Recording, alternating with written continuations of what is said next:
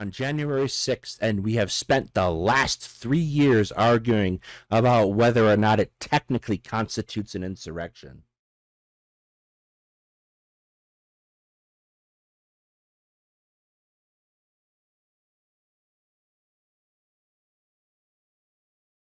I hate when things happen on dialysis days.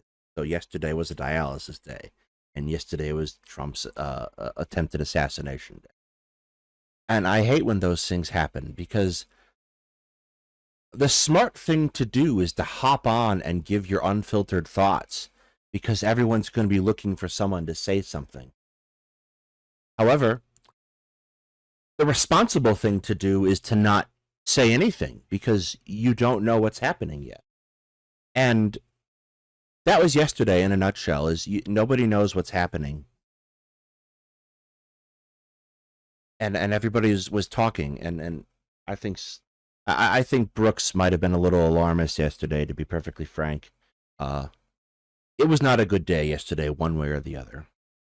Before we get into any of this tonight, I want to acknowledge the fact that a man died who wasn't the shooter. A man died, and he had 2 kids.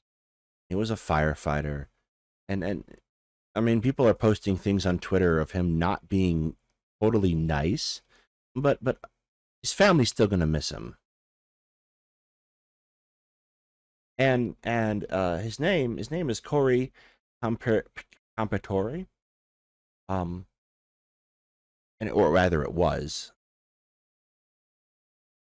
And a number of people were wounded yesterday, and none of that's good, right?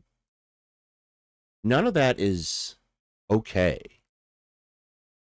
And irregardless, like, we don't know yet. We don't really know what Thomas Matthew Crooks, the shooter, motive was.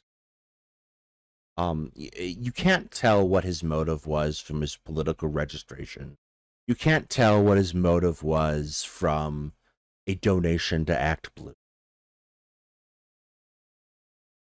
We don't know what the shooter's motive, and I don't really think the shooter's motive is that important, to be honest. Like, why they did this is kind of irrelevant, because in and of itself, this has taken on a life of its own beyond anything that you really can understand. Like, we don't know what's happened, but everyone is perfectly willing to put their own interpretation and spin on all of this. And everyone's willing to say, well, this is the end of the election, blah, blah, blah, blah, blah. We don't know that either. This is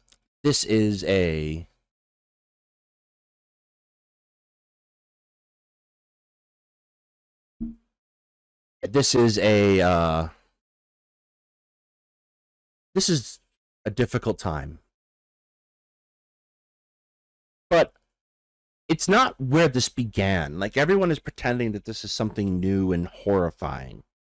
Not really where this began, and I mean, it's not really even something I can say for sure where it began, but I want to start tonight by talking about someone else that has kind of become forgotten in the last the last 20 years, really, when you get down to it. And it's a man by the name of George Tiller. George Tiller was a doctor. He was a doctor. He provided late-term abortions. He was one of the few providers of late-term abortions in his area. And George Tiller was murdered in spring of 2009. And what's unique about this isn't that George Tiller was murdered. What's unique about George Tiller as a case is what happened, how this came about. How did this doctor who provides abortions somehow become known nationally? And the answer to that question is Bill O'Reilly and Fox News. So Bill O'Reilly, something on the order of close to 30 times, would mention George Tiller on his program back when he was a Fox News opinion host. And it would always be in uncomplimentary terms. Like, he multiple occasions called him George Tiller, the baby killer.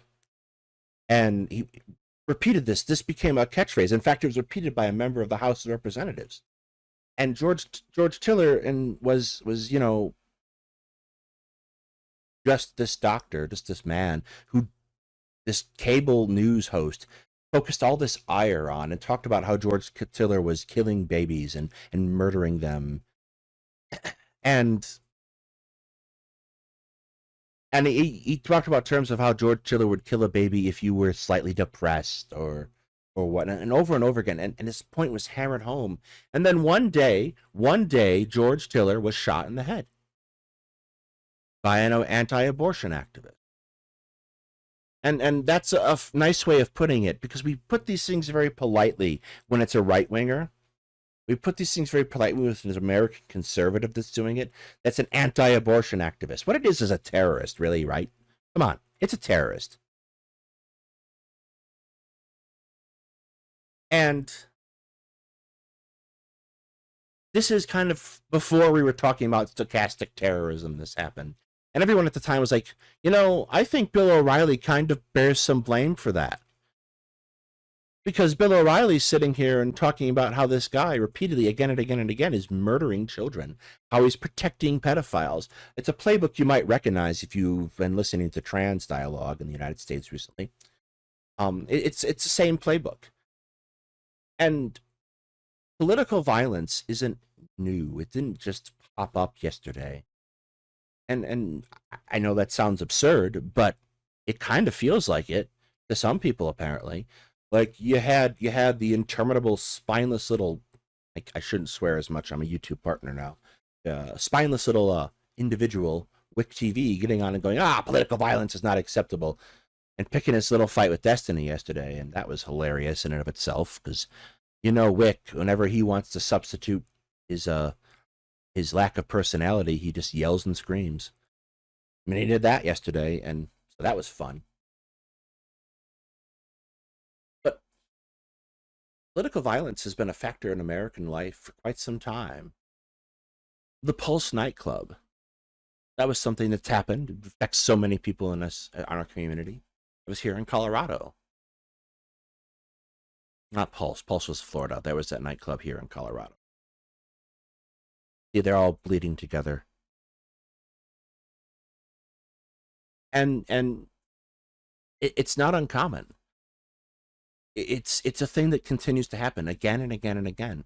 And it's not little tiny Twitter accounts. Like, you can say, oh, there are people on the left who advocate for violence. Like, okay, Bob 478 420 is saying that we should kill people, with all 16,000 of his followers. But now you have politicians who are sitting out. You have Marjorie Taylor Greene doing advertisements with, like, campaign advertisements with guns. Right? What is that supposed to say? Why is that a political context? Why you have Republican politicians for decades now talking about Second Amendment remedies when they don't like what Democrats are doing? How is that not an explicit call to violence? And it's wild to me. It's been wild to me to see these arguments. These conservatives are enraged about this. They're like, someone took a shot at Trump, and we don't even know why they did it.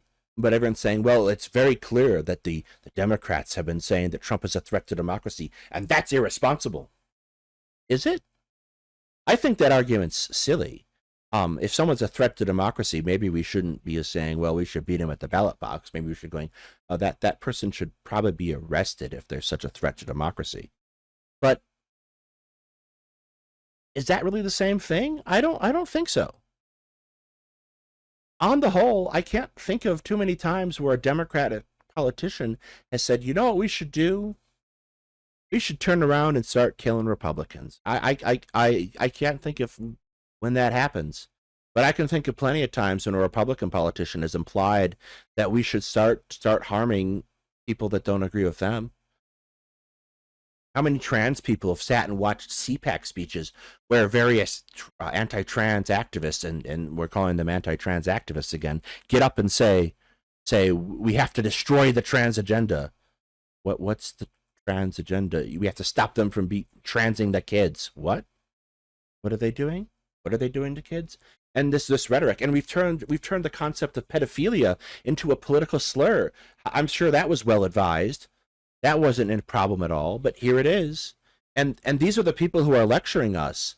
The people who are talking about Second Amendment remedies are the ones lecturing us about how we have to tone down the rhetoric. We aren't the ones who toned up the rhetoric. We aren't the ones who sit here and almost slavishly root for conflict and civil wars. We aren't the ones who walked into protests in 2020 and started trying to incite violence.